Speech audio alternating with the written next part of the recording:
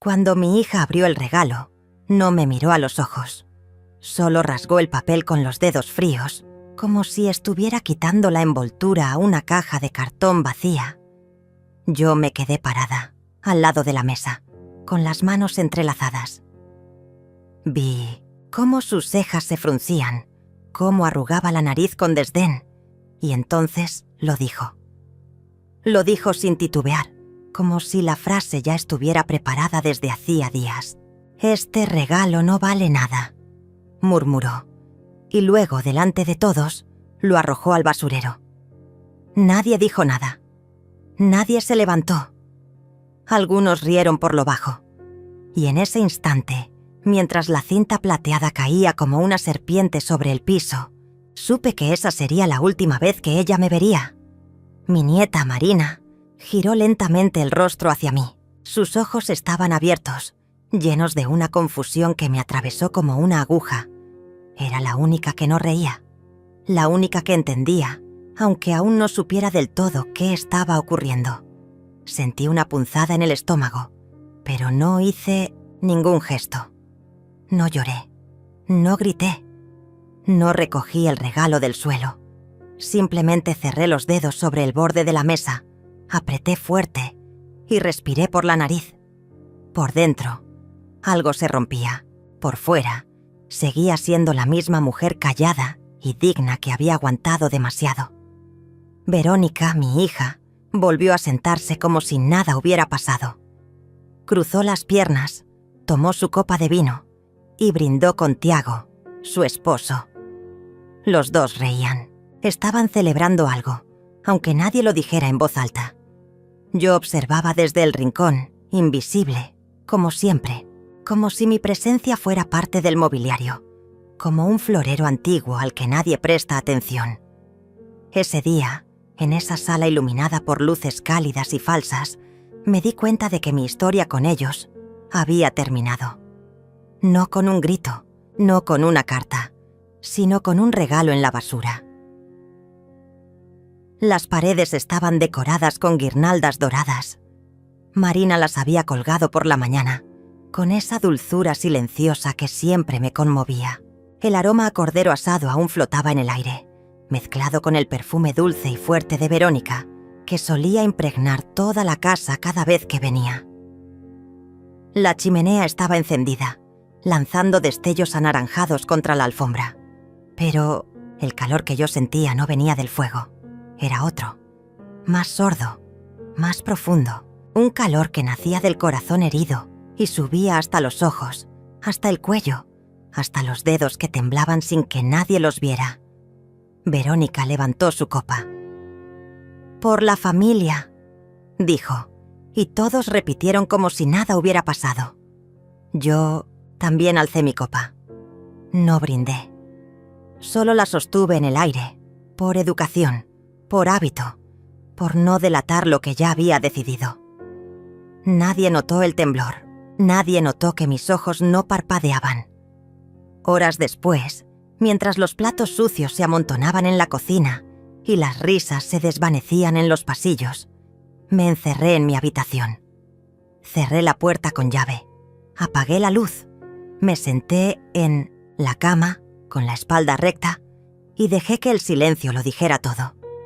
En el suelo, junto a la cómoda, aún estaba la bolsa de regalo. La recogí con cuidado.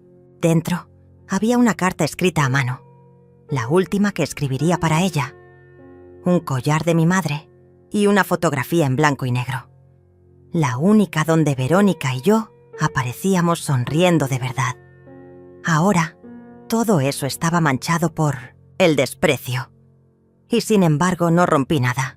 Lo guardé todo en una caja de madera, la cerré con llave y la coloqué bajo la cama. Esa noche dormí con los ojos abiertos. Al día siguiente me preparé como si fuera cualquier otro día. Lavé los platos, abrí las ventanas, preparé té para Marina. Nadie sospechó nada, pero algo en mí ya no era igual. Sentí como una parte de mi alma se despegaba suavemente, como una hoja seca que cae sin hacer ruido. Ya no esperaba disculpas, ya no deseaba comprensión, solo quería distancia. Silencio. Justicia. Marina me observaba más de lo normal. Supe que notaba el cambio. Me preguntó si estaba bien. Le respondí con una sonrisa que no llegó a los ojos. Ella no insistió. Nunca lo hacía. Esa niña era un espejo. Pequeño, frágil, pero honesto. La única que veía más allá de la superficie. Esa noche escuché a Verónica hablar con Tiago en la sala. No bajé. No interrumpí. Solo escuché desde el pasillo, apoyada contra la pared, en bata, invisible otra vez. «Ya está vieja, Tiago. No puede vivir sola mucho más», dijo mi hija, como si hablara de un mueble roto. «Tenemos que movernos antes de que se dé cuenta», respondió él. Luego bajaron la voz. Risas suaves. Planes. Volví a mi habitación. Cerré la puerta. Encendí la lámpara baja. Tomé mi cuaderno de tapas verdes. Allí anoté por primera vez la fecha del inicio de mi desaparición. No era una fuga. Era un cierre. Un acto de amor propio. La última imagen de ese día fue el reflejo de mi rostro en el espejo. Un rostro cansado, sí, pero no vencido. La misma mujer que crió sola a una hija caprichosa. La misma que renunció a todo por darle una vida digna. La misma que ahora, en silencio, tomaba la decisión más importante de su vida. Desaparecer, pero no como víctima. Desaparecer como quien se borra de una historia que ya no merece contarla.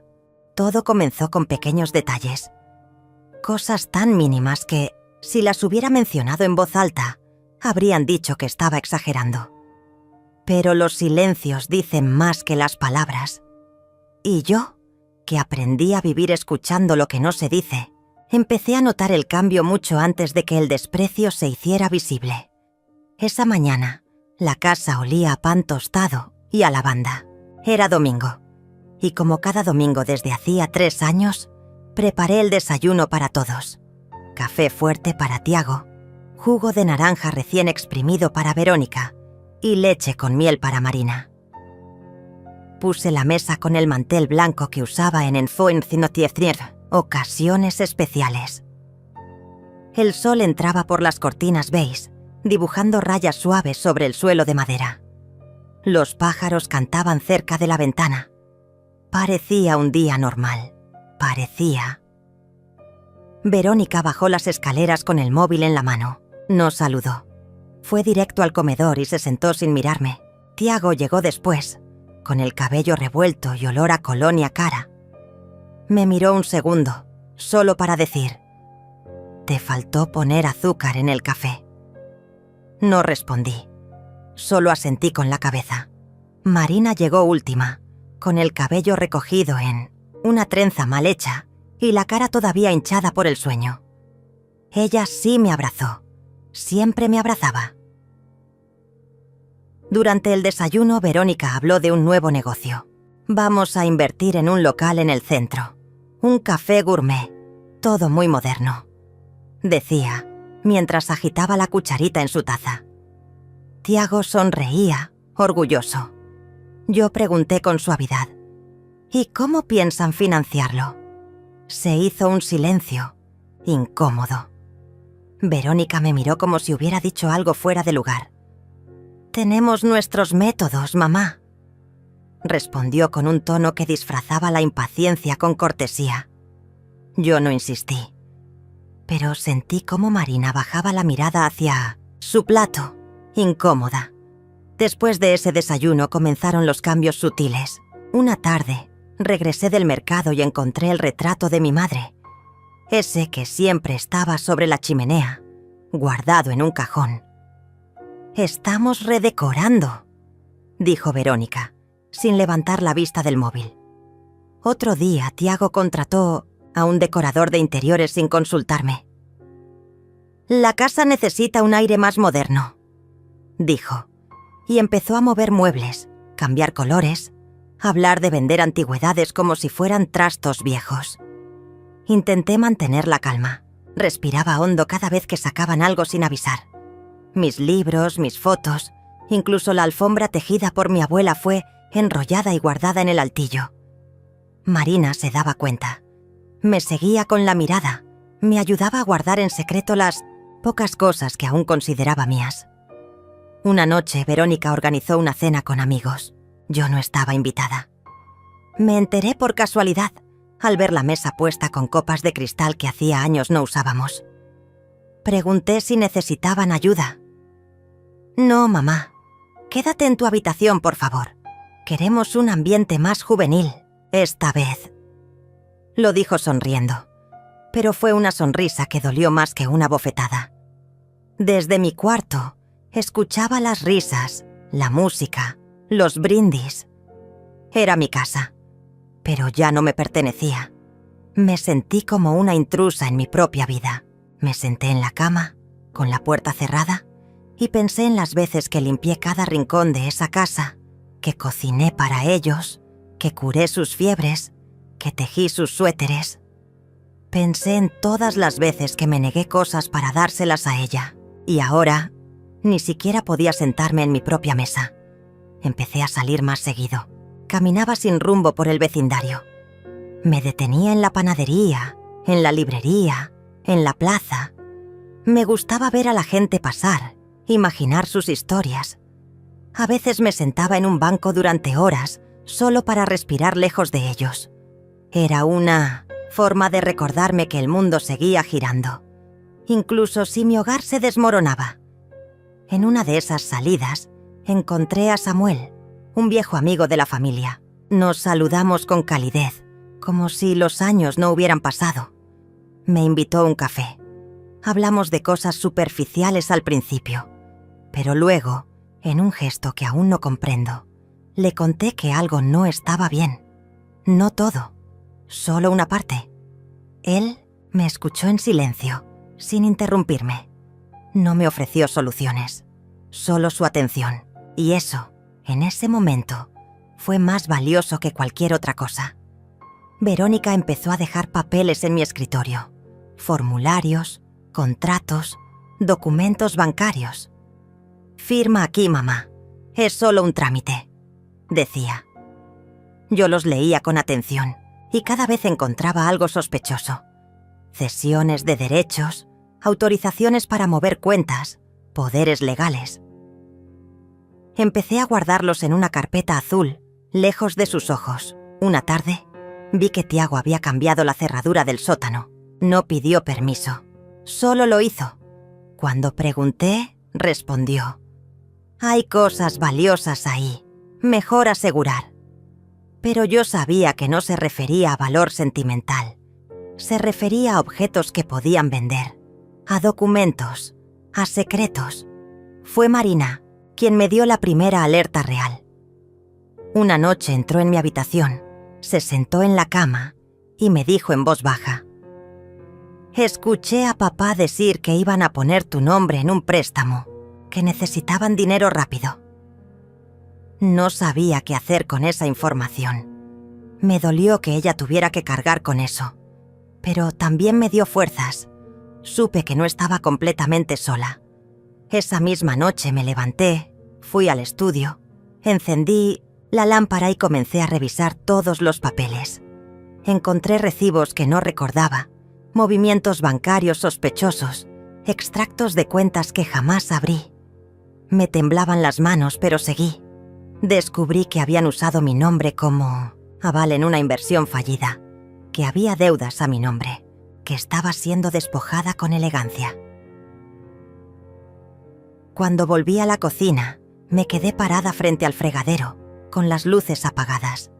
El reloj marcaba las 3 de la mañana, y entonces lo vi. Un sobre con el logo de un banco en la basura. Lo saqué. Dentro había una solicitud de hipoteca, con mi firma falsificada. Me senté en el suelo con el sobre en las manos. Sentí que el aire se hacía más denso, que el mundo se inclinaba hacia un abismo. Pero no lloré, no grité. Solo me quedé allí, en la oscuridad, sabiendo que ya no había retorno, que la Leticia de antes había muerto en ese instante. Día siguiente fingí que no había pasado nada. Preparé el desayuno. Saludé con una sonrisa. Marina me abrazó como siempre. Pero dentro de mí ya estaba trazando un mapa.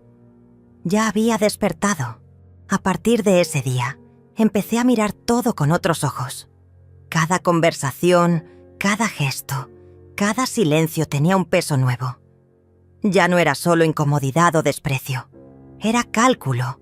Había un plan detrás. Y yo estaba justo en el centro, sin haber sido invitada a decidir. Ellos ya no me veían como madre.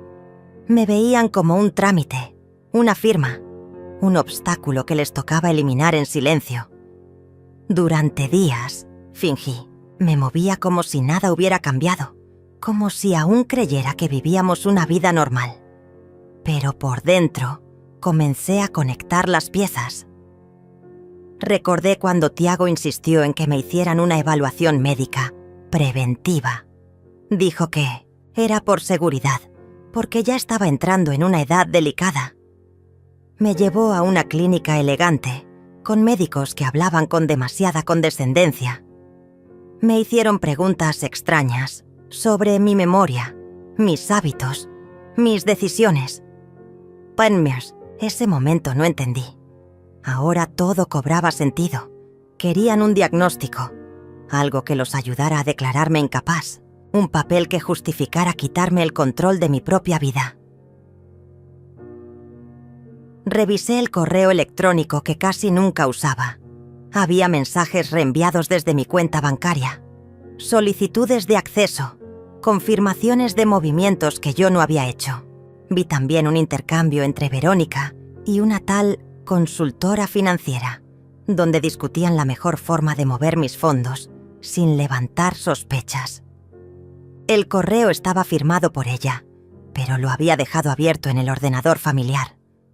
Un descuido, una grieta. Fui al banco sin decir nada.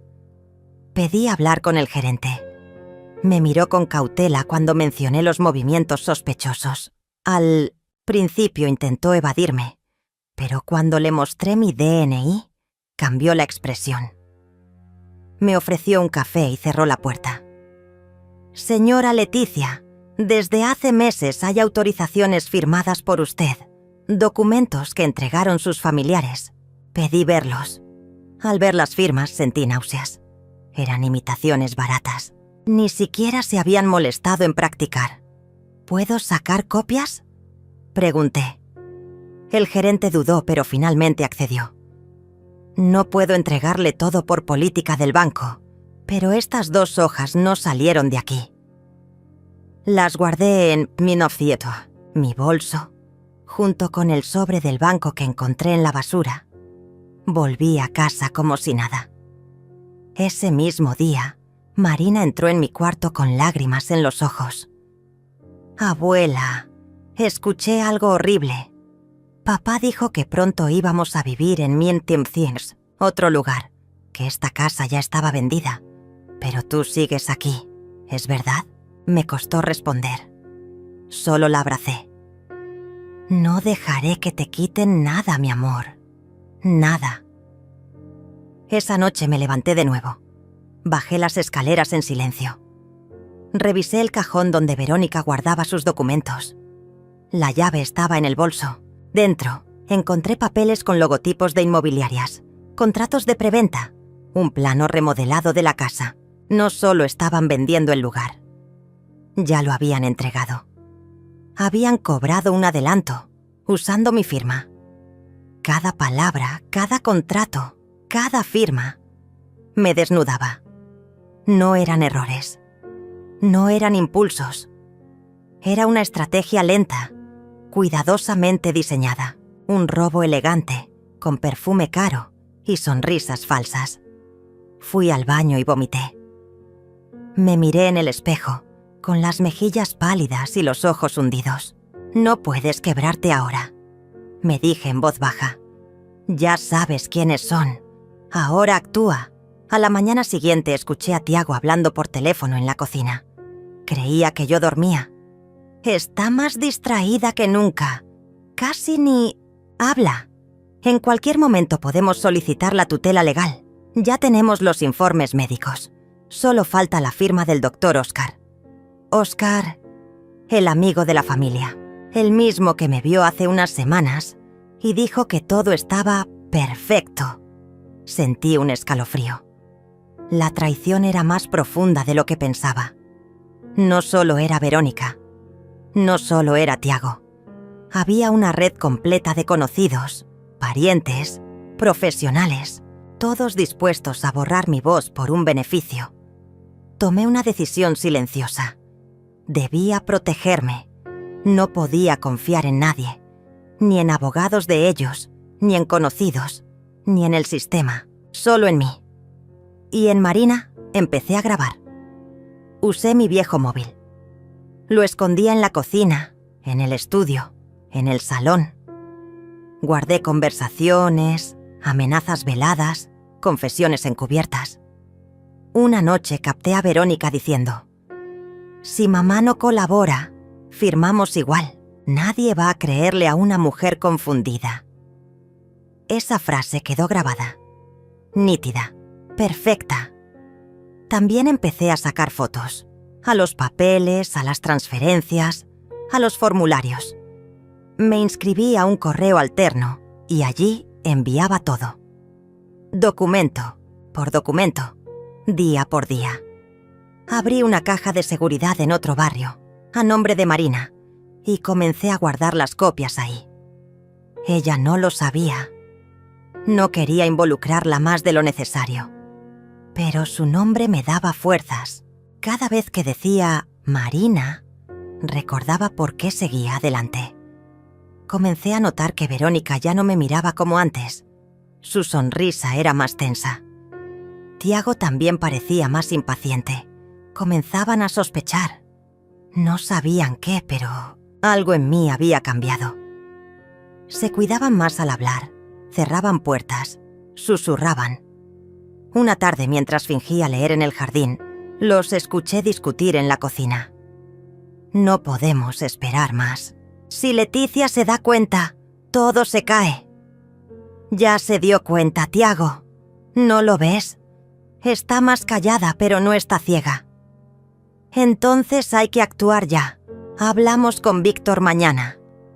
Víctor, el abogado de la familia. Otro peón en su ajedrez. Otro nombre que pasé a la lista de traidores. Ese mismo día, revisé el testamento que tenía guardado en la caja fuerte. No lo había tocado en años. Seguía indicando que todo quedaba en manos de Verónica. Todo, hasta el último centavo. Rompí el papel. Lo quemé en el fregadero, en silencio, mientras Marina hacía la tarea en su habitación. Llamé a Samuel. Le pedí que me ayudara a encontrar un abogado que no tuviera relación con nadie de mi entorno. Tardó 2 días, pero lo hizo. Me reuní con Alicia, una mujer seca, precisa, sin rodeos. Le conté todo. No lloré, solo hablé.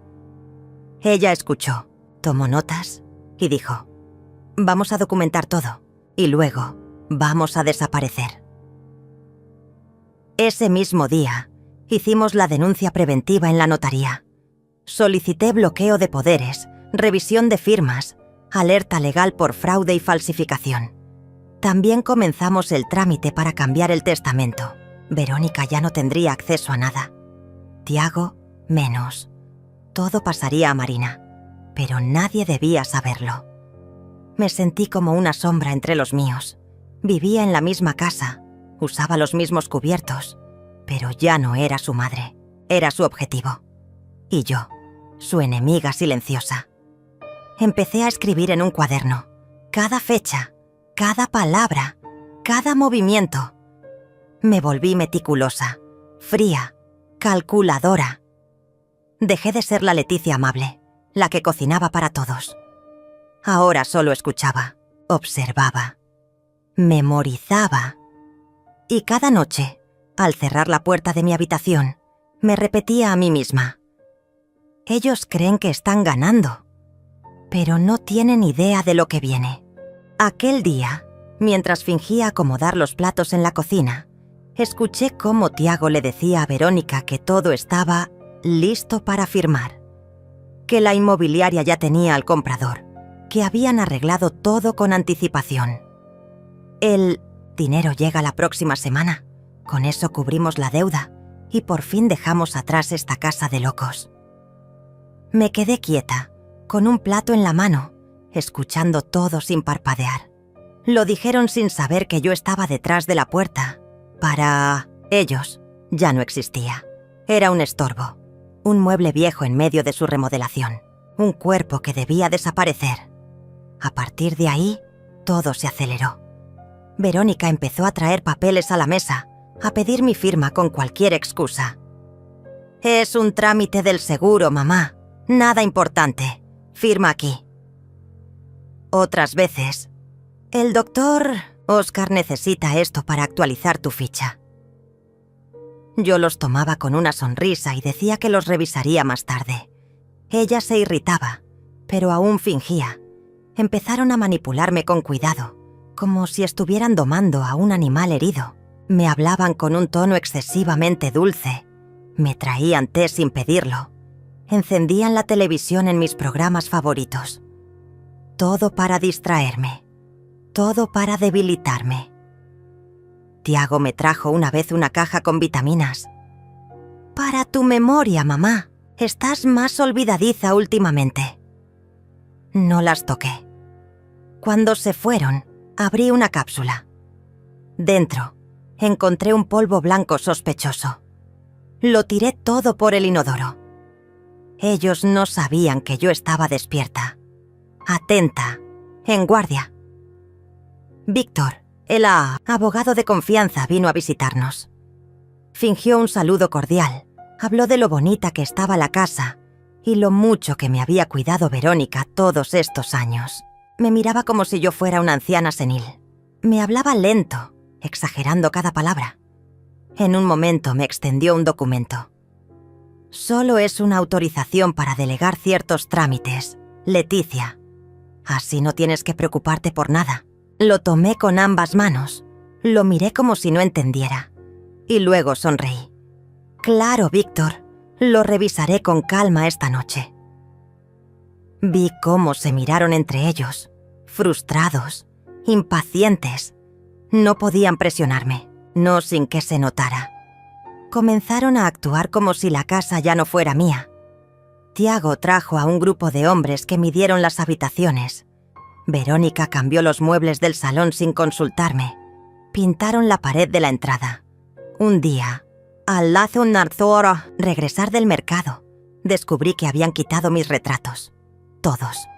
Ni una foto quedaba. Solo los de ellos. Como si yo ya estuviera muerta. Marina lo notó. Me miró con lágrimas en los ojos. «¿Por qué hicieron eso, abuela? ¿Dónde? ¿Está la foto del abuelo?» No supe qué decirle. La abracé. Le dije que todo estaba bien. Pero ella no era tonta. Veía, escuchaba, sentía. Empezaron a circular rumores entre los vecinos. Que yo ya no estaba bien. Que Verónica había tenido que hacerse cargo de todo. Que pronto me internarían en una residencia especial. Una noche, escuché a la vecina, Alicia, hablando con otra en la acera. «Pobre Leticia, se nota que está perdiendo la cabeza». Casi salgo a gritarles la verdad, pero no. Me contuve, ya vendría el momento. Una mañana, mientras desayunábamos, Verónica me miró y dijo con voz suave: «Hablamos con el doctor Oscar. Cree que lo mejor es que tengas un acompañante. Alguien que te ayude con las cosas de casa, que te acompañe a tus citas. Ya no puedes estar sola». Sentí como la rabia me subía al pecho. «¿Acompañante?», pregunté. «No necesito a nadie». Tiago intervino. «Mamá, no es por mal, es por tu bien. Queremos protegerte, protegerme». Esa palabra ya no significaba nada. Ellos no querían protegerme, querían vigilarme, controlarme, aislarme. Días después apareció Oscar con una enfermera. Decía que era una amiga de confianza, que se quedaría algunos días para observar mi comportamiento. Marina no entendía nada. «¿Una ¿Enfermera para ti, abuela? ¿Pero tú estás bien? La mujer, Alicia, no la vecina, otra Alicia, se instaló en el cuarto de visitas. Me vigilaba. Me preguntaba a cada rato si recordaba el día, el mes, si sabía quién era el presidente. ¿Puedes nombrar 5 frutas? Me decía con una sonrisa hueca. Grababa todo en una tablet. Yo respondía con calma. Fingía olvido a veces, solo para confundirla. Otras, respondía con frases cortantes. Marina la odiaba. Se notaba. Cada vez que entraba al salón, la niña se iba al jardín. La presión aumentaba. Intentaban acorralarme legalmente, emocionalmente, físicamente. Marina me contó que había escuchado a su padre decir que, en un mes, todo estaría resuelto, que pronto podrían mudarse sin cargas. Esas palabras se me clavaron como cuchillos, cargas. Así me llamaban, así me veían. Una noche me encerré en mi cuarto. Le escribí una carta a Marina, una que solo debía leer si algo me pasaba. Le conté todo. Le dije dónde estaban las pruebas, qué debía hacer, dónde estaban los documentos. Le pedí que no confiara en nadie, excepto en Alicia, mi abogada. Verónica comenzó a actuar como si fuera dueña de todo. Se apropió de mi ropa, de mi cocina, de mi sillón favorito. Me hablaba como si yo fuera una invitada. A veces incluso ignoraba que yo estaba en la habitación. Un día llegó una decoradora. Cambiaron las cortinas, las lámparas, los cuadros. «Es para la venta», dijo Verónica como si fuera normal. «¿Qué venta?», pregunté. Ella sonrió. «Ay, mamá, tú ya sabes». El tono cambió. Ya no fingían tanto. Me trataban como a una molestia, una anciana caprichosa que se resistía a colaborar. Tiago comenzó a grabarme. Me hacía preguntas sin contexto, buscando respuestas raras. Una vez me despertó a las 3 de la mañana y me preguntó si sabía dónde estaba. Yo respondí con ironía. «En el infierno, hijo. En el infierno que ustedes crearon». Eso no lo esperaba. Me miró furioso y salió sin decir nada. Una tarde Marina llegó llorando. «Papá dijo que te vas a ir a un hogar de ancianos. ¿Es verdad?». La abracé con fuerza. «No me iré a ningún lado, pero necesito que seas fuerte, muy fuerte». Empecé a preparar mi salida. Todo estaba documentado, grabado, archivado. Alicia ya tenía copias de todo. Samuel me ayudaba a distancia. Estaba listo para mover el dinero. Vendí una propiedad pequeña que tenía a mi nombre, en secreto, y transferí todo a una cuenta nueva. Cambié las contraseñas, cerré accesos, pedí al banco que eliminara las autorizaciones antiguas. En casa el ambiente se volvió asfixiante. Comían sin hablarme. Pasaban por mi lado como si fuera invisible. Alicia, la enfermera, se fue una noche sin avisar. Dijo que ya tenía lo que necesitaba. Óscar dejó de contestarme. Supe entonces que habían firmado algo que cambiaría todo, o que ellos creían que cambiaría. Pero no sabían nada de lo que yo estaba haciendo. Guardé silencio. Ya no discutía. No me defendía. Solo observaba. Registraba. Me convertí en lo que ellos más temían. Una mujer invisible que lo ve todo. Después de semanas de humillaciones, de susurros a mis espaldas y miradas que me traspasaban como si ya no estuviera, tomé una decisión. No fue un arranque de rabia. No fue un grito. Fue algo más frío, más antiguo. Una semilla que germina en la oscuridad, alimentada por la traición. Me levanté temprano esa mañana. El sol apenas comenzaba a filtrarse por las nuevas cortinas que Verónica había elegido sin consultarme. Desayuné en silencio, como cada día. Tiago me miró sin hablar. Marina ya no bajaba a comer conmigo. La habían convencido de que necesitaba más horas de sueño. Mentira tras mentira. Todo estaba diseñado para aislarme, debilitarme, desaparecerme poco a poco. Esa mañana fingí olvidar mi cita con el doctor Oscar. Dije que no sabía qué día era. Verónica me miró, satisfecha. Creía que finalmente mi mente estaba cediendo. No sabía que cada uno de mis errores era calculado, que mi supuesta fragilidad era un disfraz, que mientras ellos celebraban mi deterioro, yo ya estaba moviendo piezas en silencio. Empecé a grabar todo, cada conversación, cada palabra. Cambié el lugar de las cámaras antiguas que aún funcionaban. Instalé un pequeño micrófono en mi habitación y otro en el salón. Guardaba los audios en una nube privada que solo Alicia conocía. Tenía más de 80 horas de grabaciones, suficientes para demostrar el nivel de manipulación, maltrato y despojo al que me estaban sometiendo. Comencé a escribir. Cada noche anotaba todo lo que veía, lo que escuchaba, lo que sospechaba. Tenía ya un cuaderno entero, con fechas, horas, gestos, frases exactas. Marina, sin que ellos supieran, me ayudaba a esconderlo. Lo guardábamos detrás del piano, bajo una tabla suelta que solo nosotras conocíamos. Llamé a Alicia desde un teléfono viejo, sin conexión a internet. Nos vimos en secreto en la iglesia del barrio. Fingí ir a rezar. Me senté en el último banco. Ella se sentó 2 filas más adelante. Me pasó una carpeta dentro de una bolsa de mercado. Dentro había formularios para anular cualquier poder legal que hubieran intentado firmar en mi nombre. También un Nuevo Testamento, ya redactado, que excluía completamente a Verónica y Tiago. Dejé todo firmado allí mismo, sobre una Biblia. Nadie nos vio. Nadie escuchó. Poco a poco, comencé a desmontar la red que ellos habían creado para atraparme. Cambié mi firma digital. Cancelé las autorizaciones del banco. Cerré las cuentas conjuntas. Vendí la otra propiedad que tenía en el pueblo de mis padres. Envié el dinero a una cuenta en el extranjero, a nombre de una empresa de la que yo era única dueña.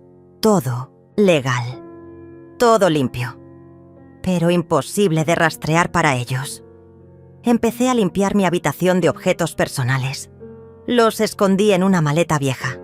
Marina me ayudaba por las noches, con cuidado. Sacamos mi ropa, mis documentos, las joyas que me quedaban, algunas fotos del abuelo. Lo hicimos en silencio, con las luces apagadas.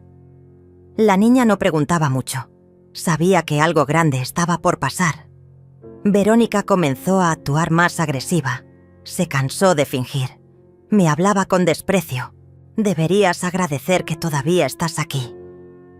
Otras veces me ignoraba por completo. Hablaba de mí como si no estuviera. Leticia ya no razona bien. No podemos dejarla sola ni un minuto. En una reunión con su abogado Víctor dijo: ella no sabrá ni firmar su nombre dentro de poco. La subestimación fue su mayor error. Comencé a grabar videos, testimonios, declaraciones claras, en primera persona. En ellos, explicaba todo lo que había sucedido, cómo habían intentado manipularme, quitarme mis bienes, declararme incapaz. Conté todo, sin dramatismo, con la voz serena. Una vez grabado, enviaba cada video a Alicia y a Samuel, el notario, que me había ayudado durante años. También grabé uno especial para Marina. En él le hablaba del futuro. Le explicaba por qué hacía todo esto. Le prometía que un día entendería todo. Que nada de esto era por rencor, sino por justicia, por dignidad, por ella. Una madrugada escuché a Tiago en el pasillo, hablando por teléfono. Ya está. En cuanto firme el papel del testamento la internamos. Tengo el formulario listo. Oscar solo necesita su huella. Me quedé inmóvil. Ya no me dolía. Me enfurecía, pero de forma tranquila. Como quien observa un fuego desde lejos, sabiendo que no lo consumirá. Esa misma noche, imprimí copias de todos los documentos. Los guardé en sobres con nombres. Uno para Alicia, otro para Marina, otro para el juzgado. También había uno para Verónica. Un sobre vacío. Solo contenía una hoja en blanco. Era simbólico. Así era su alma. Mi actitud cambió. Me mostré más dócil, más frágil. Caminaba más lento. Pedía ayuda para cosas que no necesitaba. Les di lo que querían ver. Una anciana perdida, confundida, rendida. La enfermera regresó con una nueva orden. Esta vez, con un formulario de incapacidad prefirmado por el Dr. Oscar. Lo dejó sobre la mesa, junto con otros papeles.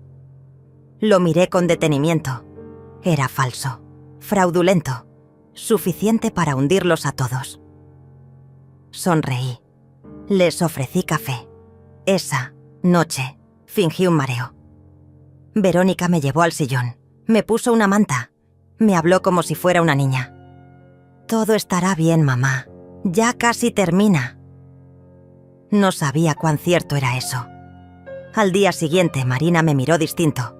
Me dijo, en voz baja, ¿estás segura, abuela? Yo le apreté la mano. Más que nunca. El reloj estaba corriendo y ellos no escuchaban el tic-tac. A esa altura todo estaba listo. No era una fuga. Era un corte, frío, limpio y calculado. Mientras ellos aún reían, yo ya no pertenecía a esa casa, ni a ese apellido, ni a esa historia. El día comenzó como cualquier otro. Verónica salió temprano para reunirse con Víctor. Llevaba el maletín con los papeles que ella pensaba presentar al juzgado esa semana. Estaba convencida de que la sentencia de mi incapacidad estaba asegurada, que lo tenía todo bajo control. Tiago bajó tarde, en bata. Encendió la televisión y pidió café. Marina fingía estudiar, pero me miraba de reojo cada tanto. Sabía que el momento estaba cerca. Acaricié su cabello como si fuera una despedida. No dije nada, no necesitaba hacerlo. A las 11 en punto sonó el timbre. Alicia, con un abrigo gris y gafas oscuras, entró con la calma de quien ha hecho esto antes. Traía una carpeta sellada y una bolsa de tela. Nadie la notó.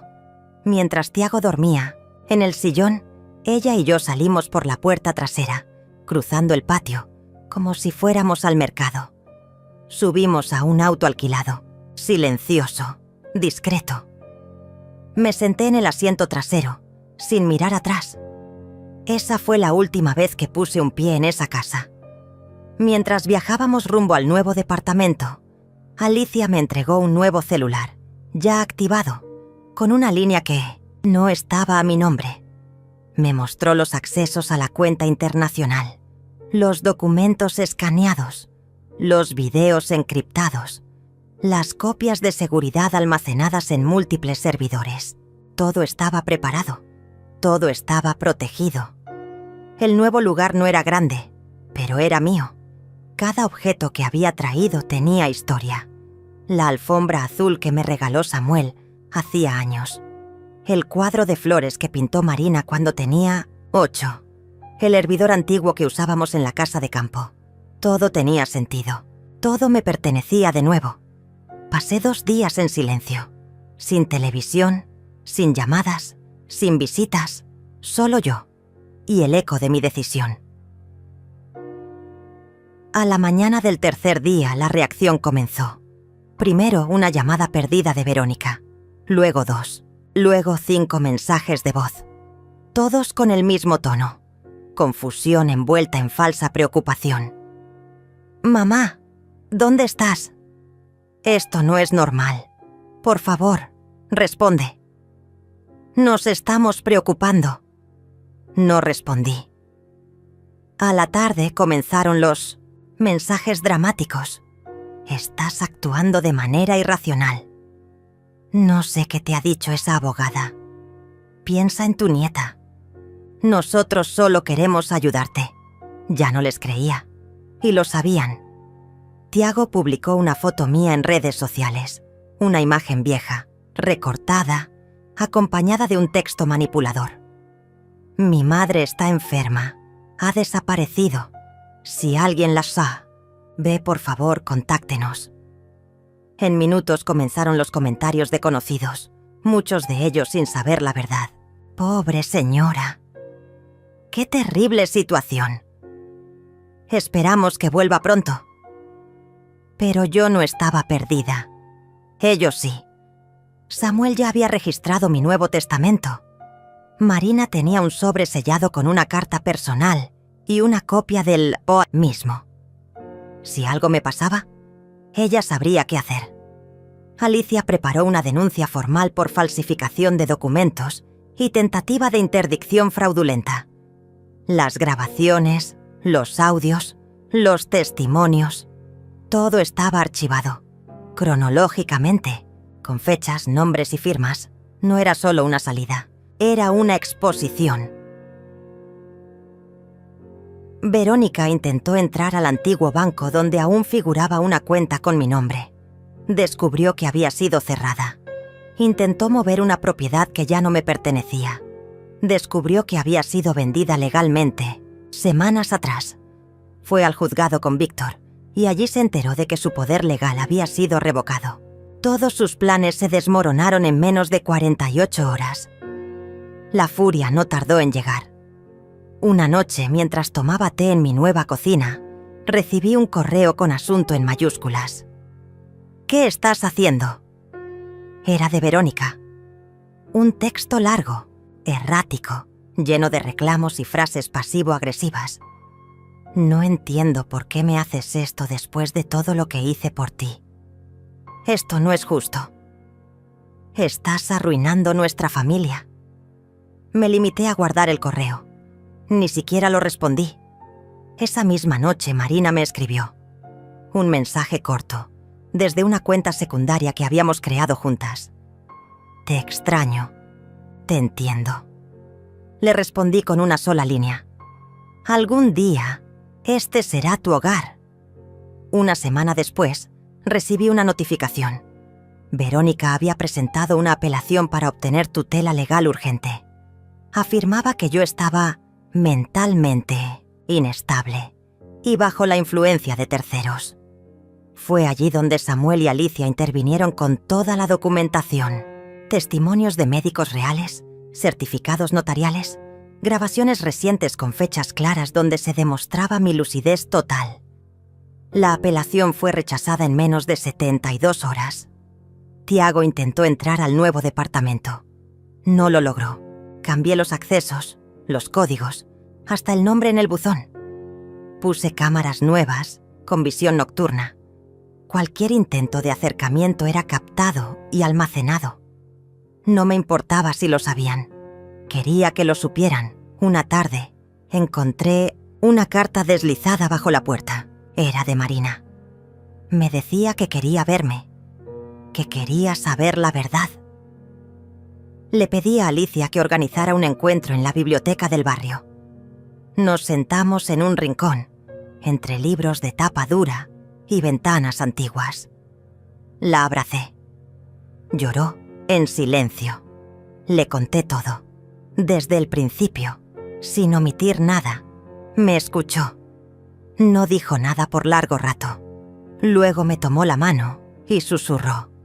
Estoy orgullosa de ti. Eso valió más que todo lo que alguna vez creí haber perdido. Al volver al departamento preparé un sobre más, esta vez para mí.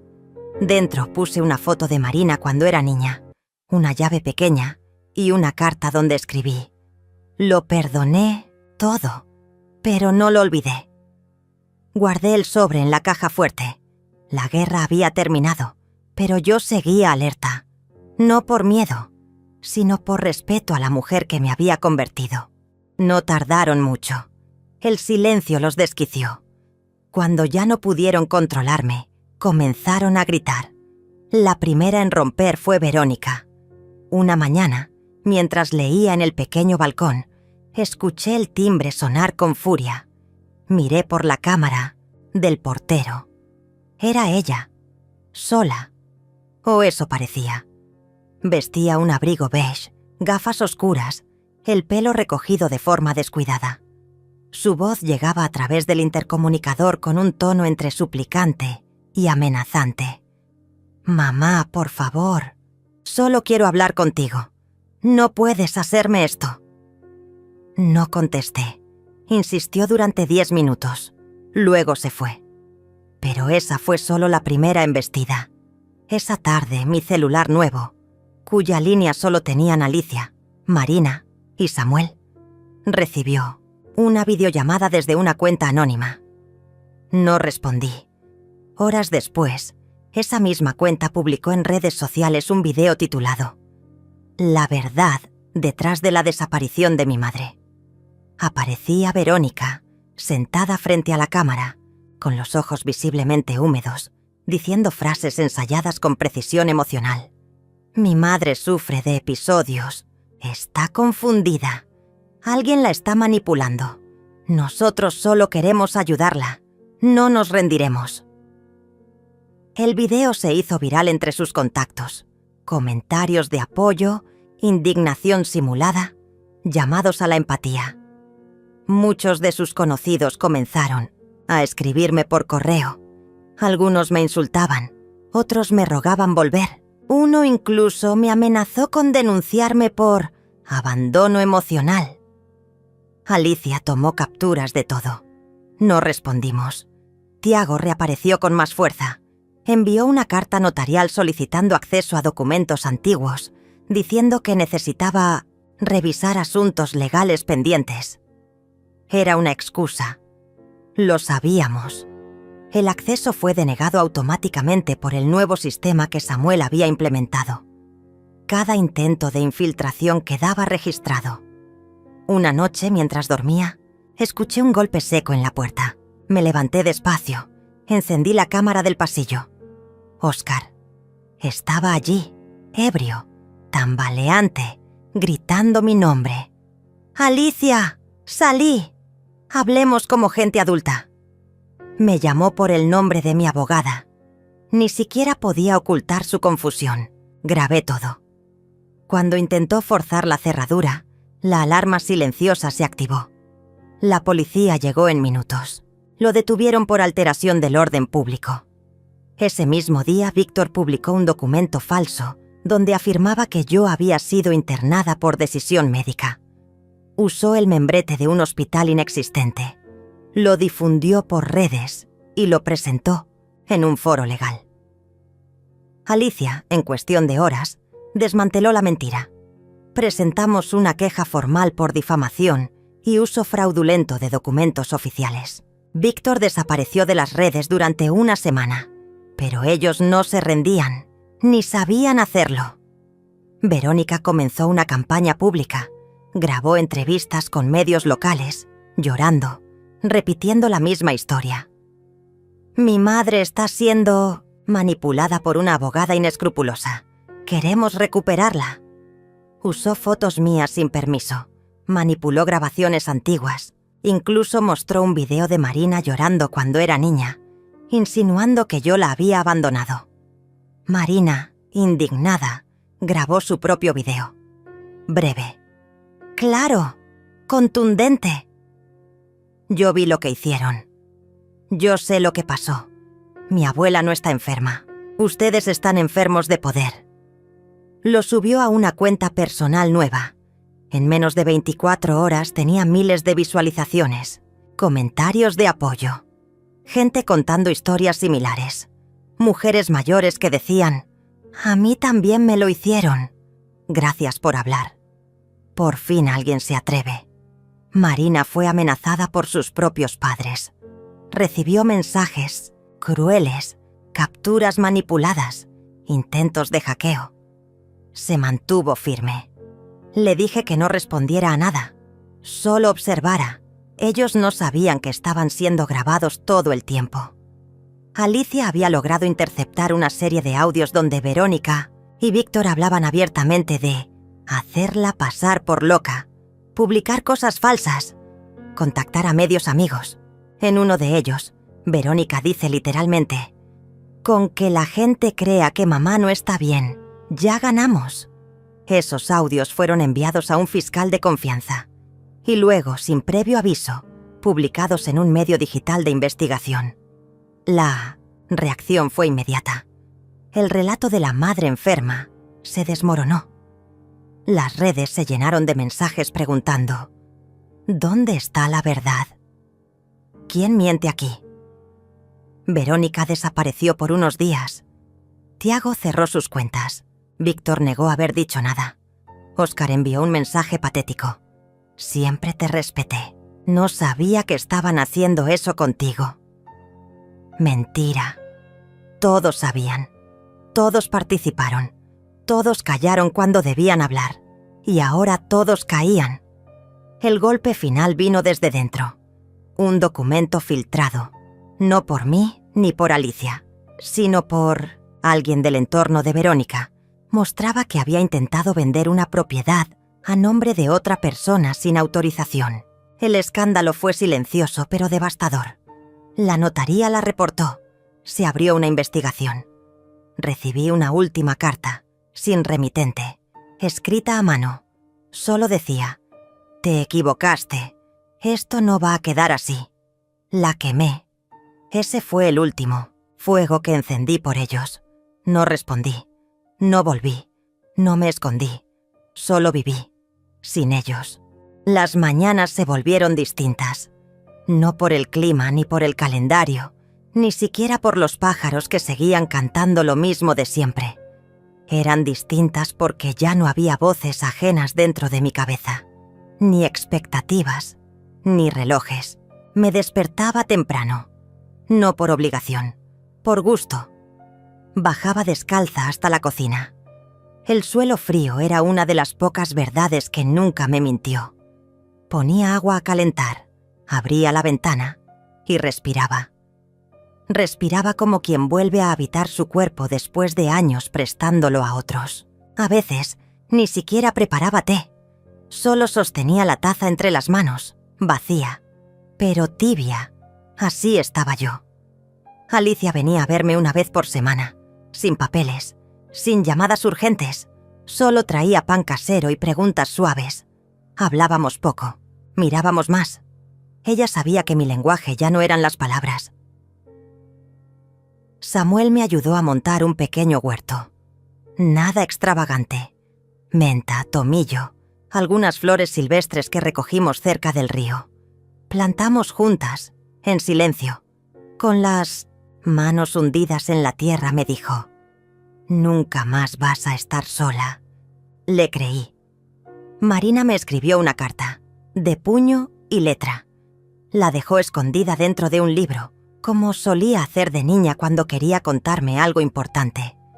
La encontré una noche, releyendo antiguas novelas policiales. Decía: «Gracias por enseñarme a no tener miedo, incluso cuando todo da miedo. Vi cómo te rompieron y cómo recogiste cada parte sin hacer ruido. Si algún día me quiebro, quiero hacerlo con tu dignidad».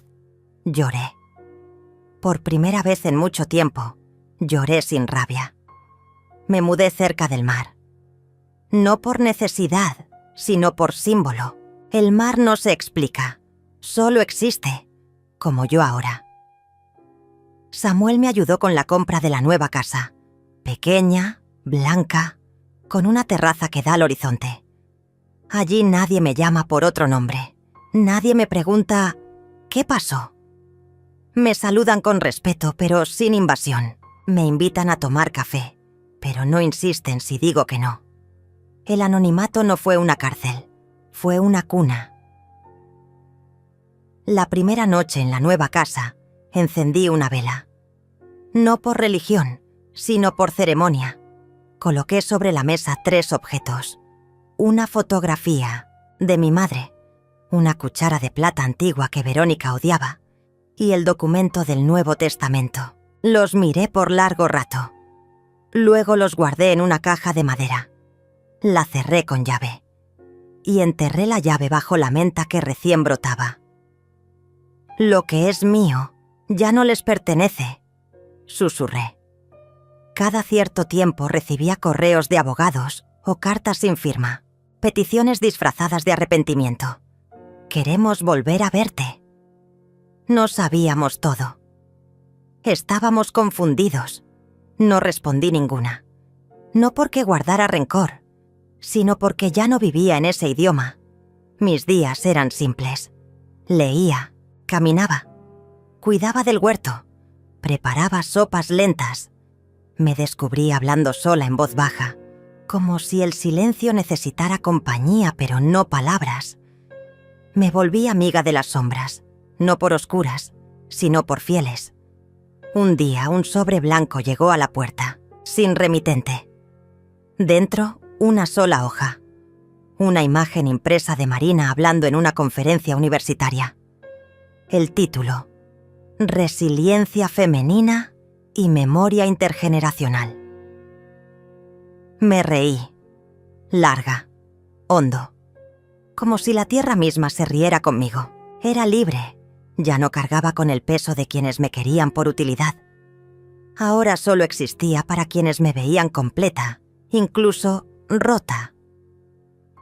Un domingo por la tarde, mientras colgaba ropa al sol, una vecina me preguntó si tenía hijos. Respondí con calma: tuve, y seguí colgando las sábanas.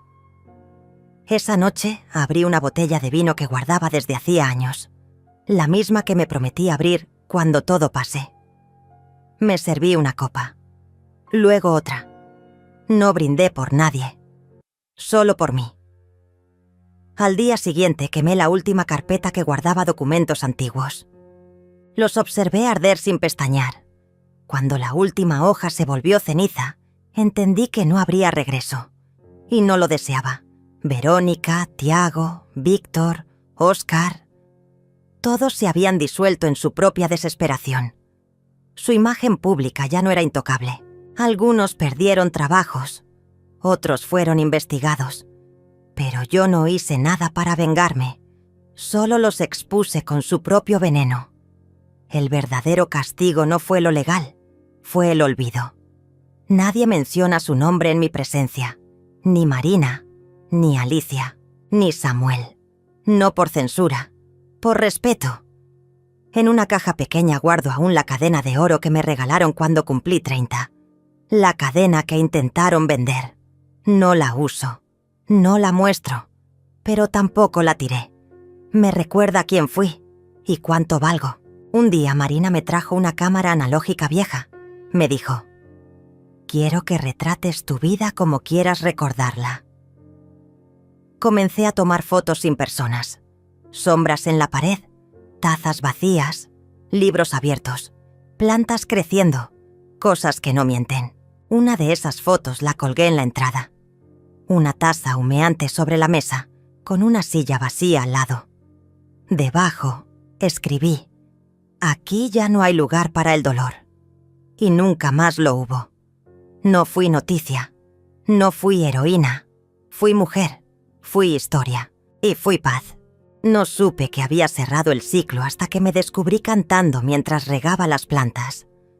Una melodía sin letra, sin intención, solo el sonido de una vida que ya no dolía. Era un martes cualquiera, de esos en los que nadie espera que pase algo. Pero ese fue el día en que Marina volvió. No solo como hija, sino como mujer entera. Llegó sin anunciarse, con una mochila pequeña y una caja entre los brazos. Tocó la puerta como si nunca se hubiera ido. Abrí. Y por un instante, las dos solo respiramos. El tiempo entre nosotras ya no era enemigo, era puente. ¿Puedo pasar?, preguntó. Asentí. No era necesario hablar mucho. A veces, el reencuentro no necesita ceremonia. Se sentó a la mesa, dejó la caja frente a mí y dijo: quiero que esto se quede contigo, no por el pasado, por lo que viene. Dentro de la caja había cuadernos, fotografías, un pañuelo bordado, por mi madre, una pequeña libreta con anotaciones médicas, un sobre cerrado con mi nombre y un papel doblado con una sola frase: todo lo que soy empezó contigo. Me temblaron las manos. No vine a pedirte perdón, mamá, continuó. Ya no hace falta. Vine a darte las gracias. No lloré, no me moví, solo me acerqué y le toqué el cabello. Como cuando era niña y no podía dormir. Acariciarlo era mi forma de decirle que el mundo no era tan malo. ¿Te vas a quedar?, pregunté. «Unos días», respondió. «Pero si me dejas, quiero volver, más seguido». Hicimos té. Marina preparó la mesa. Yo corté pan casero.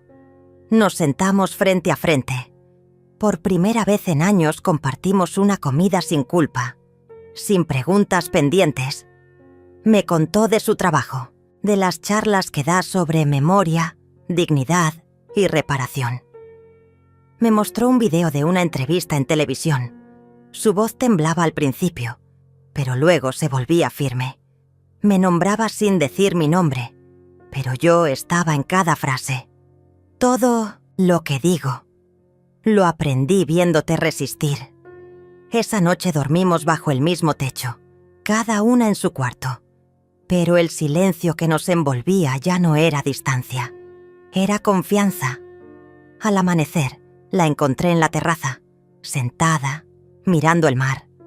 «No sé si algún día podré perdonarme completamente», dijo sin mirarme, «pero sé que vos sí lo hiciste». «No se trata de perdonar», le respondí. «Se trata de no vivir congelada en lo que no pudimos cambiar». Me sonrió. Tenía ojeras, pero los ojos brillaban. Le di una taza de café caliente. La sostuvo con ambas manos, como si el calor fuera suficiente para sostener la conversación. «¿Te acordás del anillo que me diste cuando cumplí 15? El de amatista», dije. «Lo encontré hace poco. Lo tenía Tiago guardado en una caja junto con otras cosas tuyas. Nunca supe por qué lo había guardado él. Pero lo recuperé». «¿Lo querés?», negué con la cabeza. «Es tuyo. Siempre lo fue. Solo estaba esperando que lo volvieras a encontrar. Ese fue nuestro ritual. Sin abrazos exagerados, sin disculpas teatrales, solo un objeto devuelto, una historia reparada en silencio». Antes de irse, Marina dejó una hoja escrita a mano sobre mi escritorio. Decía: «Quiero escribir tu historia, mamá, no para hacerla famosa, para que otras mujeres sepan que no están locas, que no están solas, que resistir también es una forma de amor». Le dije que sí, pero con una condición.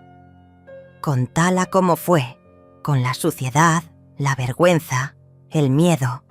No la embellezcas. «La voy a contar con tu verdad», respondió. Desde entonces recibo cartas de mujeres que la escuchan hablar, mujeres que me escriben sin conocerme, que dicen sentirse vistas por primera vez. Una me dijo: «Usted me salvó la vida sin saberlo, porque pensé que estaba loca por sospechar de mi propia familia, y luego escuché su historia». No respondí, solo recorté esa frase y la guardé dentro del libro de Marina, el mismo donde solía esconderme cartas cuando era niña. Meses después, Marina volvió con una grabadora. Me pidió que hablara, que contara todo lo que nunca dije. Acepté. Hablé durante horas, a veces con pausa, a veces con rabia, a veces en susurros. Pero lo dije todo, no por justicia, no por venganza, por legado. «¿Qué querés que la gente recuerde de vos?», preguntó al final. Pensé un momento y respondí que sobreviví sin perderme, que no me hice invisible por miedo, me hice invisible para existir sin ser devorada. Marina se quedó callada. Luego apagó la grabadora. Nos abrazamos. No nos prometimos nada, porque ya no hacía falta. La justicia no siempre tiene forma de sentencia.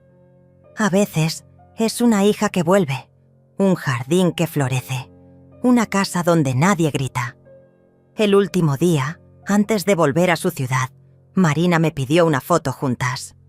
Acepté, pero con una condición: que no la publiques, que sea solo para nosotras. La imprimió en papel, en blanco y negro. Me la dio en un sobre. Hoy la tengo colgada en la pared del pasillo. No por nostalgia, por afirmación. Soy la mujer que vivió para contarlo. La que enterró el dolor y regó encima menta y tomillo. La que encendió velas no para pedir ayuda, sino para marcar un inicio. La que preparó té con la misma taza que una vez fue despreciada. Esa taza, ahora, es símbolo de que nada se tira, solo se transforma. A veces en las tardes me siento en la terraza, escucho el mar, cierro los ojos y escucho una frase que me repito como mantra. Ellos nunca más tocaron mi nombre. Y no, lo harán, porque lo que es mío ya no les pertenece. Soy libre, y esta vez nadie podrá quitarme eso.